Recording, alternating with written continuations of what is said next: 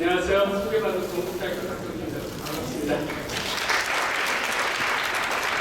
앞으로 여러분들에게서 우리나라 공공기관이 도시 복복을 바뀐다고 생각하는데, 아까 우상이 공국대는 좋은 말씀 많이 했는데 거기 약간 연장선으로 가졌으면 좋겠고요.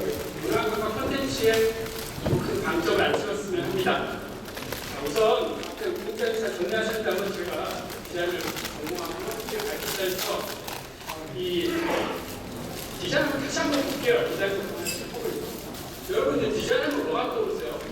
아마 우리나라의 대부분의 디자인 학과들이 지금 보신 것처럼 미대 속에 있습니다. 미대. 디자인이 과학으로 볼 수 있을까, 공학으로 볼 수 있을까, 몇 개의 학과들로 존재있기도 합니다. 적어도 우리나라 사람들의 대부분이 디자인하면 미술이라고 생각을 해요. 제 친구들 상당수가 저보고 그림 그려달라는 소리도 하고요. 우리 현실은 디자인은 미술이야, 예술 이렇게 바라고 있습니다. 그런데 그게 이상하게 공공디자인을 붙어버리면 문화가 많은 예술이 많이 배제된 게 우리 상황이 아니겠습니다. 지금까지 적어도 국토교통부, 산업자원통상부, 행정자치부가 저기에 주도권을 갖거나 목소리를 내었던 것 같아요.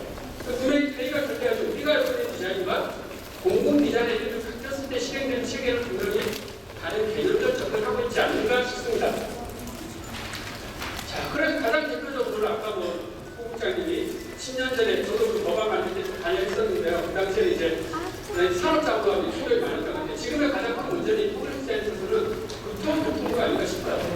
충돌보다는 서로의 방향이 좀 다르다고 생각하는데 제가 그래서 저는 개념 제기가 중요하다고 생각합니다. 문화체육관광부에 제가 들어가서 해봤었어요. 문화예술의 창달과 체육관광 진흥을 하는 게 문화체육관광부의 소임이고 그로서 문화융성시대를 이끈다. 국토양부는 국토의 체계적인 개발과 보조, 교통 문제를 구축한다. 아까 굉장히 국장님 좋은 말씀하셨는데 그쪽에서 사회 간접자본에 집중했다는 문화체육관광부는 문화를 기반으로 한 간접자본, 저는 굉장히 분위기 들었습니다.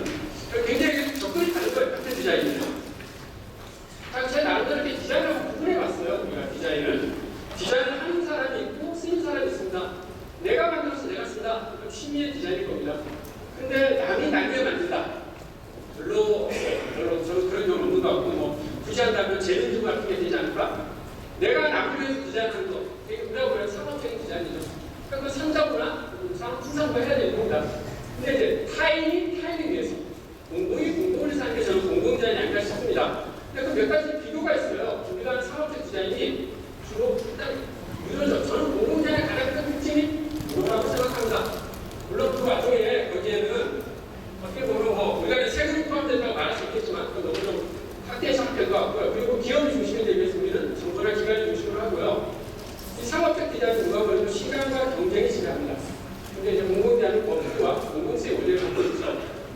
상업디자인은 개인 용어의 취향이 있고 공공디자인은 규제와 통제합니다. 몇몇 사람들이 공공디자인을 개인의 취향으로 해서 문제를 삼기도 해요. 저는 그거 굉장히 중요한 문제라고 생각하는데 그러다 보니까 이제 상대적으로 상업디자인은 브랜드를 강조하고 우리 공공디자인 뒤에 상표 안 붙어 있죠. 브랜드가 없습니다. 그것도 굉장히 쉽게 생각할 문제라고 저는 생각을 합니다. 자, 그러면 우리가 디자인으로 그냥 여기서 조금 개념적으로 접근하고 싶습니다. 여러분 이거 어때요? 이게 주시 사이즈라고 하는 주시가 있을 거예요. 디자인 전문가들 계시다니까 이거 주스나 오렌지를 짜는 거예요. 가격이 무려 하나에 17만 5천 알루미늄 만들었습니다. 어쩌면 생겼어요?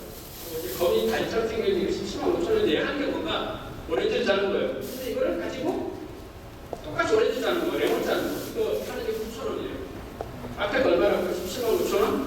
얘가 9천 원. 이 시계편은 더 많아 삽니다. 여러분 보시면 어때요? 저희도 선물을 되게 많이 합니다. 근데 그 기능들 비교해볼게요. 제가 저희 우주 사진처럼 했습니다. 90%의 레몬을 버려야 돼요. 정말 쓰레기 디자인인데 기능적으로 보면 쓸모 하나도 없어요.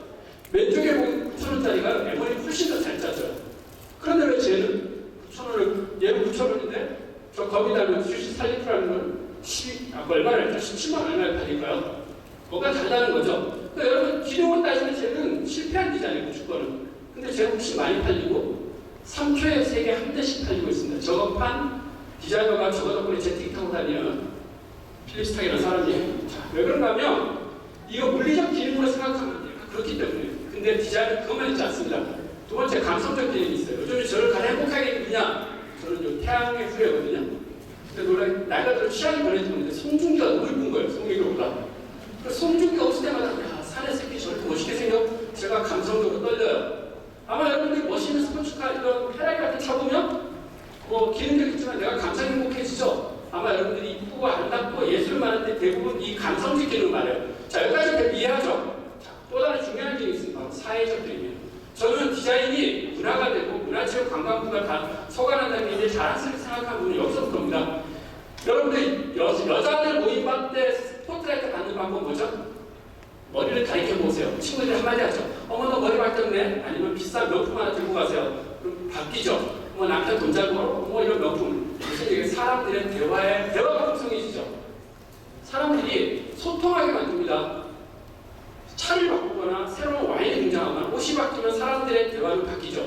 사회적 관계가 바뀌다고 저는 생각하는데 이 디자인은 그런 기능을 합니다. 우리가 왜 문화부에서 왜 다른 디자인을 해야 되죠? 이것 때문에 그래요. 새로운 디자인은 새로운 사회적 관계를 형성할 수 있어요. 우리가 그 사회가 얼마나 자유롭고 민주주의가 얼마나 풍성한 대화를 할 수 있는가 좀 판단되는데 이 디자인은 그런 기능을 합니다. 그러니까 앞에 한번 볼게요. 이걸로 레몬 짜면 아무 일도 안 해요. 대화가 안 일어나요. 그죠? 그런데 이걸로 레몬 짜면 어머 그거 뭐야? 뭐 이거 뭐 얼마야? 수많은 얘기가 나오죠. 소위적 사회적 관계가 풍성해지는 거죠. 저는 그게 디자인에 있어서 굉장히 중요한 역할이라고 생각합니다. 자, 이런 기능이냐? 그냥 문화적 기능이 있습니다. 여러분 한옥 있죠? 이 한옥 저도 어떻게 지어보긴 했었는데 한옥이 기능적으로 설명하면 한옥을 누가 이렇게 정의했더라고요. 불편함을 안고 사는 집이다.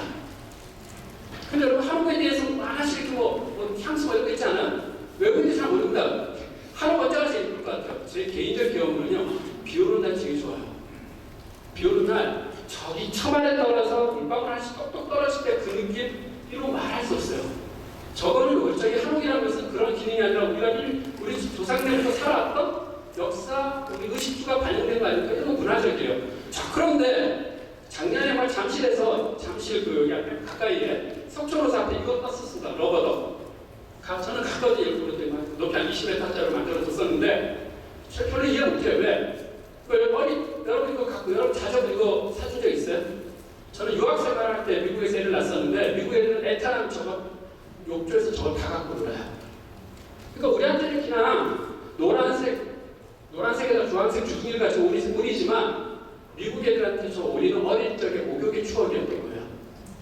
어릴 적의 목욕의 기억이고 거기에 타서 엄마가 생각나고 뭐 그런 기억들 있죠. 그러니까 단순히 이거를 디자인 이렇게 넓은 기능을 갖고 여러분 보셨으면 좋겠어요. 여러분이 시간을 디자인하기 때문에 지금까지 제가 이걸 왜 얘기하는가 하면 아까 국토교통부가 주로 갖는 게 물리적 기능에 초점을 맞추고 있어요. 그러니까 그렇게만 생각한다면 국토교통부만 공무원이 해도 상관없습니다. 저는 반대하죠. 왜? 나머지 감성적, 사회적, 문화적 기능을 국토교통부가 충실하게 해놓지 않았습니다. 그리고 할 만한 전문성도 없고요. 그런 관점도 없습니다. 실례로 국토교통부 오신 분 없죠? 네? 그러기 때문에 이런 부분이 더 강화돼야 문화체육 관광부가 공공지원하니까 달라졌네. 저는 이런 말이 나왔으면 좋겠어요.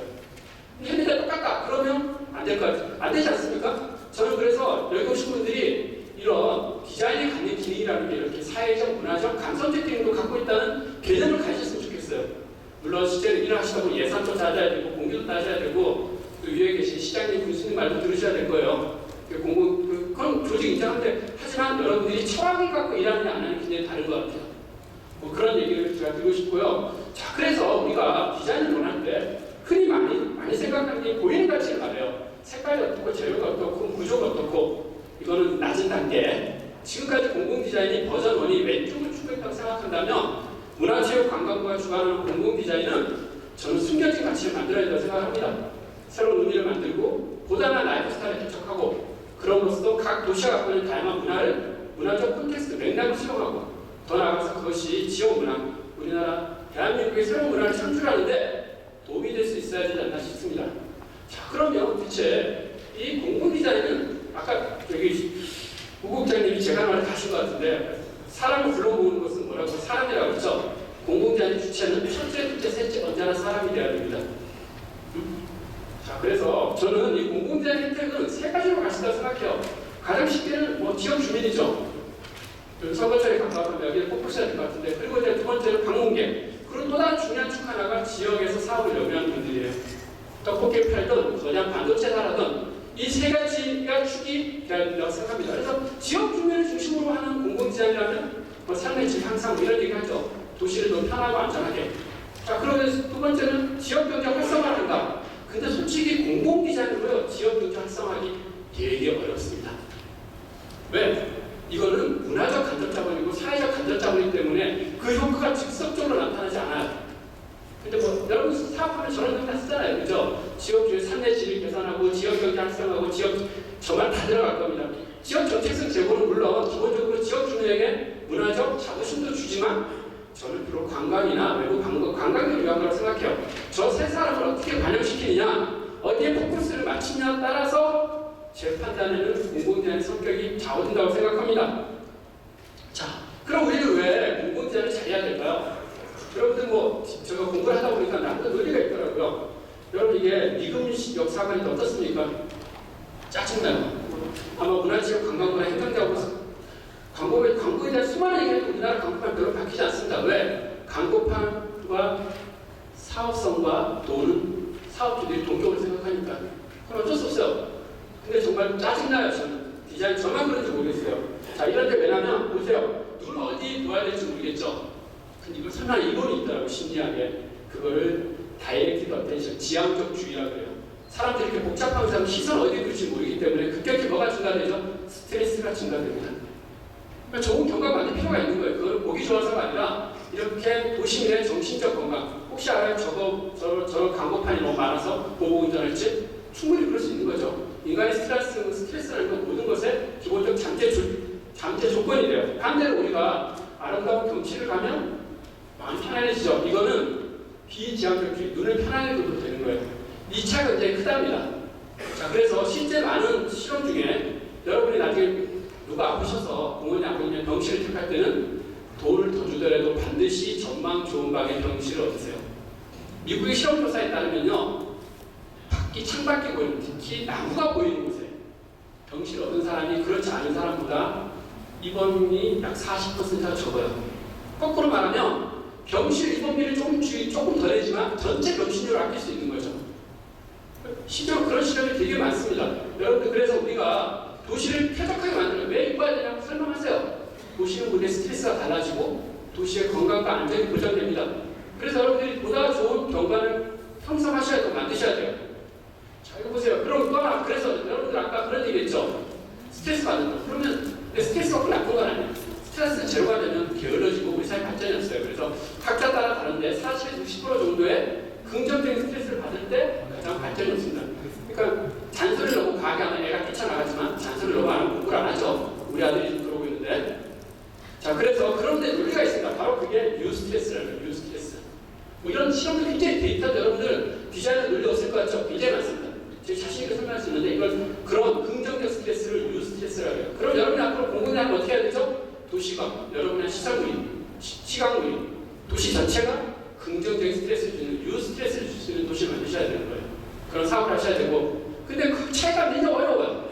전문성이 많이 요구되고요. 또 개인의 이기주의가 싸워야 되고요. 자, 근데 이제 우리가 전주 시내 얘기인데 아까 뭐 엊그제 같은 얘기인데 한 도시에 보면 이렇게 여기 작은 컷 하나에도 보면 관계된 부서가 너무 많죠. 도로가도 있고 공원가도 있고 뭐 아마 여기만 해서 훨씬 더 심할 겁니다. 이거 왜 그렇죠? 우리가 지금까지 공공재단을 뭘로 했다고요? 규제 중심으로 해왔어요. 그래서 사실은 이게 문화체육 관광부에서 이번 공공디자인 진행하는 법이 나왔는데 또 하나 중요한 게 행안부나 국토해양부가 법의 조율이 정말 중요해요. 그것이 조율되지 않으면요 실제 현역에서 여러분이 더 고생하실 거예요. 그래서 이제 그런 부분도 고민해 보셔야 될 부분이 아닌가 싶습니다. 자, 그 다음에 이제 문화기반 디자인으로 가야 된다. 여러분 우리나라 막걸리 안 마시면서 막걸리 얘기가 힘들죠. 막걸리는 먹으면서 해야 되는 얘기예요. 정말 좋다고밖에 할 얘기가 별로 없어요. 근데 와인은 어때요? 저는 솔직히 와인보다 막걸리가 더 맛있거든요. 근데 막걸리 얘기 별로 없어요. 여러분 인터넷 막걸리 찾아보세요. 막걸리 유래, 뭐 막걸리로 성공한 사람, 막걸리 믿는 방법, 땅과 때와 뭐 그런 얘기 없어요. 근데 와인 별 얘기가 다르죠. 천진이 모이고 오죽하면 만화책도 신의 물방울이 43권까지 나왔어요. 웃음 얘기 같지만 같은 사물인데 거기가 무엇이냐가 문화를 잡는다 생각합니다. 그게 컨텐츠일 수도 있고 스토리가 될 수도 있고 앞으로 이제 공공재는 앞으로 나갈 숫자가 더 늘어나고 생각합니다. 분명히 이번에 법안이 만들어졌지만 국토교통부가 쉽게 자기가 하고 있는 것을 놓지 않을 거예요. 저는 이번 법 만드는 당당히 다시 박수 치고 환호하는데 아마 그런 법과의 우리 구석 한 방이 있잖아요. 그 와중 속에 이런 법규 만드는 걸 높게 평가합니다. 아마 끝끝내 국토교통부가 놓지 않았던 건 공간이거나 장소일 거예요. 근데 실질적으로 공간과 장소를 건드리지 않고 공공재는 사업 못합니다. 저는 뭐 몇 가지 잘못해봤는데 그럼 어떻게 하느냐? 다르게 하면 되는 거죠. 국토교통부가 한 거와 다르게 그렇게 했는 것보다 문화교환으로 가셔야 돼요. 컨텐츠를 발굴하고 스토리를 만들고. 그러니까 어떻게 보면 이게 공공재 사업은 문화체육관광부가 한다고 했으니까 기자는 왜 문화 콘텐츠, 지역, 사학적 이런 거 모셔와야 돼요. 그래서 파일을 키우고 다른 모습을 계속 보여야 된다는 생각을 합니다. 자, 그럼 이제 어떻게 해야 되냐? 우리가 보이는 이상의 것을 기자를 해야 되죠. 보이는 것 이상. 자, 지금 이제 트렌드라고 봅시다. 여러분 돈을 어디에 씁니까? 자, 여러분 이제 물건을 사고 이런 거 보면 그 결과가 어떻게 되죠? 여러분 이제 소유로 남죠. 여러분이 뭐 휴대폰을 사고 옷을 사고 뭐 액세서리를 사고 이런 것들은 이런 소유를 소유적 소비라고 합니다. 여러분 대부분 생각하면 이렇게 생각을 해요. 그래서 이거는 결과가 남고 그 소비의 결과가 여러분의 소유가 되죠. 이런 거 살 때 품질 보고 기능도 보여. 근데 여러분 지난달에 쓴 돈 중에 실제로 사가지고 집에 남은 물건 별로 없을걸요? 여러분 대부분 여기 더 많이 씁니다. 바로 경험적 소비에 더 많이 써요. 뭐 굉장히 중요한 얘기입니다. 사실은 이거 트렌드가. 여러분 소비 생각하면 일반적으로 그냥 내가 사서 갖는다고 생각하는데 그 외의 것이 되게 많아요. 예를 들면 그런 거죠. 2,500원짜리 라면을 먹고 점심에 3,000원 라면 먹고 5,500원짜리 스타벅스 커피를 마셔요. 제정신이 아니죠. 밥은 3,000원짜리 먹으면서 안 먹어도 되는 커피는 6,000원짜리 먹어요. 근데 여러분 그렇게 젊은 사람 소비합니다. 왜? 커피가 주는 다른 걸 사는 거죠. 그걸 뭐라고 그러냐? 경험적 소비라고 불러요.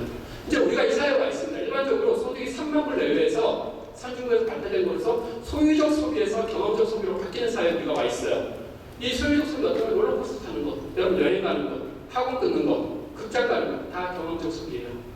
아마 여러분들 제가 자신이 많았습니다. 집에 대출 이자 내는 거, 주택 내는 거, 애들 교육비 빼고는 이쪽 비용이 더 많아요.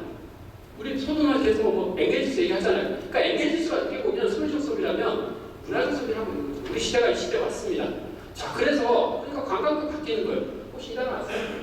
자, 그래서 가장 대표적인 그런 경험적 소비의 상권이 저는 여행이라고 봅니다. 여행도 여러분들 상품이에요. 보험도 상품이고 어디로 갈지, 어떤 항공을 사고, 어떤 호텔에 쓰고, 어떤 프로그램을 갈지 고민하죠.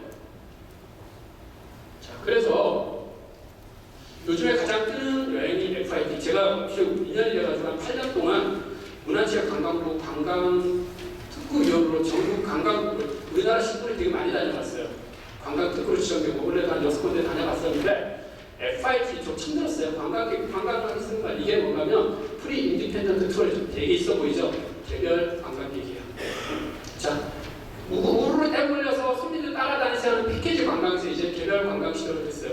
개별 관광 시대는 거꾸로 말하면 이 경험 소비를 더 극대화되는 거죠. 여러분들 공공기관으로 아까 경제적 수익을 가장 내는 거는 도시의 방문객이 들고 그 도시에 와서 사람들이 돈을 쓰고 가는 거예요. 어떻게 쓰기 제일 좋냐? 하루 머물러야 돼요. 기간 가면 돈 안 써요. KTX 역설이 그런 거죠. KTX가 그냥 방문객은 느는데 체류객은 별로 안 늘어요. 좀 역설이죠, 그거. 사람들이 머물 거에 있어야 돼요.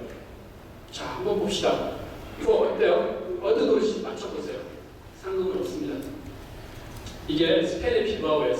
빌바오 효과 많이 들어보셨죠? 이거 프랑크 게리가 만들어서 50만만 주면 성공에 연간 180만 명이 들어서 3년 만에 모든 사업비를 내고 이 도시 자체가 문화적으로 바뀌었다고. 제가 여기 뭐 다음에 갈 때는 책을 쓰려고 10년, 8년 전에 갔었는데요. 놀라운 건 도시 하나하나가 너무 이뻤어요. 저는 이거를 보고 갔었는데 실제로 여기에 더 많은 시간을 썼어요. 제가 굉장히 좋아하는 말이 있습니다.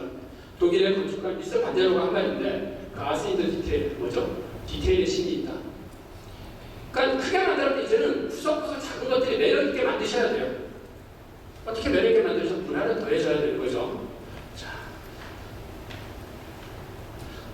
요 발 앞에 여기 보이는 여기 몽촌토석 있죠. 그래서 이게 백제 한성 문화재라고 작년에 송파 지역 관광특구 평가했던 건데 다리 남는다고 예산 올렸더라고요. 이게 부교예요. 그래서 제가 그랬어요. 다리만 이쁘게 만들 게 아니라 다리 만드는 행사 자체를 풀어보자. 일주일에 한 번, 2주, 죄송합니다. 타임을 제가 놨었는데 한대로 끝내겠습니다. 사람 깜짝 놀라는 거예요. 자기는 다리 만들 생각만 했지 다리를 만드는 과정 자체를 상품으로 만들 생각을 안 했던 거예요. 자, 이게 스피커 컨텐츠인 거죠. 그러니까 앞으로 공군대 사업하실 때는 문화적 단순히 시선물과 보이는 거 외에 어떻게 하면 걔를 문화적으로 포장할 수 있는 것 격산적으로 고민하셔야 돼요. 자, 아마 각 시군마다 관광 종합 개발 계획이라고 있을 거예요. 제가 좀 찾은 것 중에 관광시군에서 가장 최근에 만들었는데 이게 내부 순서예요. 시장 여건 분석, 지역 여건 분석, 종합 분석, 개발 분석, 전략별 개발 산업이랑 관광 계획이 있어요. 감산 메탈시티, 배분산 개발, 매화 명품 대상 도시, 매화길 조성, 윤동주 시마을 조성, 휴학 명소 사업, 가족 리조트, 캠핑장 조성, 둘레길, 자전거길, 관광버스 안내책 계획. 이거 공공재생 사업 아니에요? 옛날에 공공재생 사업으로 보이는데, 근데 저는 관광계획 사업이더라고요. 도시 재생계획 제가 무슨 공공재생 계획이에요. 근데 여기 디자인 한마디도 없습니다. 결국은 관광계획 따로 하고, 도시계획 따로 하고, 공공재생 따로 합니다. 예산은 예산대로 낭비되고, 아까 그렇게 중요하던 도시 정체성은 사라지고, 아무것도 없죠. 저는 그래서 이 공공재생 할 수 있는 많은 사업 중에, 경과에 보면 가면 최석희 교수님 발표를 잘 해주셨지만, 이 관광 콘텐츠는 실질적으로 지역 경제에 가장 직결될 수 있는 요소라고 생각합니다. 그 어떤 걸 제안하는가 하면, 첫째는 이 종합계획을 따실 때, 문화체육 관광부가 당연히 관광도 같이 하시잖아요, 국장님, 그죠? 그러니까 관광계획에 반드시 올해로 어쨌든 간에 디자인 참여 시키셔야 됩니다. 그래야 디자인 공공지하도 살고 관광계획도 살아요. 두 번째는 사업을 따로따로 하고 있는데 사업 연기시켜야 됩니다. 그래서 예를 들면 관광 특구에도 시절로는 관광 담당자가 그 얘기해요. 디자인이 사람 끌어다 자기네 얘기합니다. 어찌할 줄 몰라요. 시국 칸막 이런 부분 없애셔야 돼요. 통합하거나. 그리고 그대로서 관광이랑 공공지랑 같이 할 수 있는 방법도 굉장히 많습니다. 그런 방법을 찾아야 되지 않을까 싶습니다. 자, 이제 딱 이 부분으로 끝낼게요. 영국 정부가 1980년대 경제위기 왔을 때 창조산업과 금융산업을 뽑으면서 정부가 디자인을 정의했어요. 우리 사회도 근데 대단한 거죠. 디자인 아이디어를 실어하고 제품과 서비스 컨셉을 형성하고 사람들의 부분 창조하고 이런 얘기 읽어보시고 제가 이번 법규에 정말 감동하는 게 이거예요. 국가 및 지역 정체성과 품격, 법안 이런 용어 쉽지 않거든요. 특히 국민의 문화 향유법. 근데 아쉽게도 법안 때문에 공공시설을 얘기는 않지만 너무 얽매이지 않으려고 그래요. 공공시설물 등으로 규정되고 무엇보다 중요한 게 우리가 공공재생 관련 기획 조사 분석을 할 수 있어요. 이전과 어떤 시설과 설치 중심이었다면 우리는 문화계획까지 할 수 있는 체계가 만들어진 거예요. 물론 아주 작은 시작이에요. 지금 씨앗이 내려졌지만 지금 국장님이야말로 열심히 일하시고 계셔서 이걸 좀 확대 발전시키고 정말 문화가 바뀌는 토대가 되지 않을까 싶습니다. 제가 이렇게 말할 수 있는 나름대로의 근거가 있습니다. 디자인은 용어 자체가 D 플러스 사인이에요. 이 D자가 라틴어에 말하는 해체, 분리, 조합 이런 뜻이에요. 사인이 기호고 디자인 학문 자체가 이쁘게 만드는 것이 아니라 이 기호, 문화를 만들고 창조하는 것이기 때문에 다시금 결론처럼 현업에 계신 분들이 좀 디자인에 대한 철학과 개념을 단단히 하시고 문화적으로 발전할 수 있는 그런 계기가 됐으면 감사하겠습니다. 자, 경청해 주셔서 고맙습니다.